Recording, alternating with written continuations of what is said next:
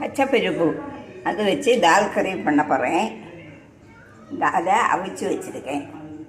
அதுக்குள்ளே அரைப்பு வந்து தேங்காய், 1 டீஸ்பூன் சில்லி பவுட்ரு, 1/2 டீஸ்பூன் மஞ்சள்தூள், 1/2 டீஸ்பூன் ஜீரகம், 2-3 பல் பூண்டு, கறிவேப்பிலை இவ்வளவு போட்டு விறுவிறாக அரைச்சி வச்சுருக்கேன். தாளிக்கிறதுக்கு கறிவேப்பிலை, வற்றல் மிளகாய், கடுகு.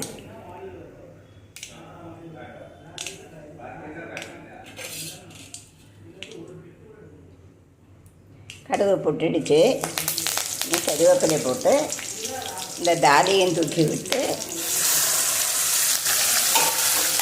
இந்த அரைச்சி வச்சுருக்க அரைப்பையும் அதில் கொட்டி கொஞ்சம் சால்ட்டும் போட்டு கலக்க விடணும். பருப்பு குழம்பு சரியாயிடுச்சு. சால்ட்டு காரம் எல்லாம் சரியாக இருக்கான்னு பார்த்துக்கணும்.